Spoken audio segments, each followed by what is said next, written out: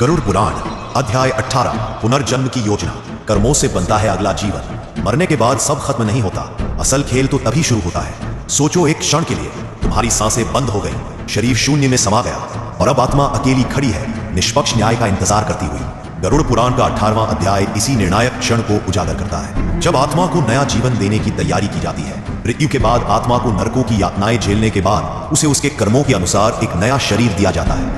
वो शरीर कैसे होगा, कौन से माता पिता उसे जन्म देंगे, कौन सा समाज, कौन से दुख या सुख, ये सब पहले से तय होता है, केवल और केवल उस आत्मा के कर्मों के आधार पर। जिसने दया, सत्य, सेवा और संयम का जीवन जिया, उसे मानव जीवन मिलता है, वो भी एक धर्मपरायण परिवार में। जिसने मध्यम कर्म किए, उसे जानवर, पक्षी या कीड़े मकोड़े तक का जीवन मिलता है, और जिसने केवल पापों में जीवन गंवा दिया, उसे मिलता है घोर कष्टदायक योनि में पुनर्जन्म। भगवान विष्णु गरुड़ को बताते हैं कि आत्मा के चारों ओर एक कर्म संस्कार बल होता है, वही उसे खींचकर अगली माँ के गर्भ में डाल देता है, जहां से शुरू होती है अगली यात्रा।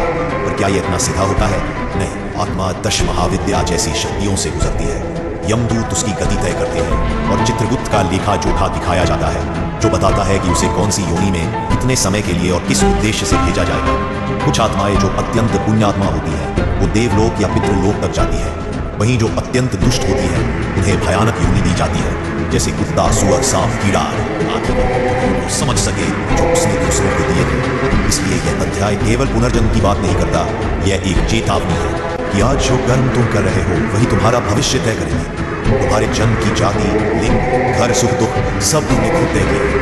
अगर तुम चाहते हो अगला जन्म सौभाग्यशाली हो, तो अभी से हर कर्म सोच समझ कर करो, क्योंकि तुम जो बोगे वही तुम्हें मिलेगा, इसी जन्म में या अगले में।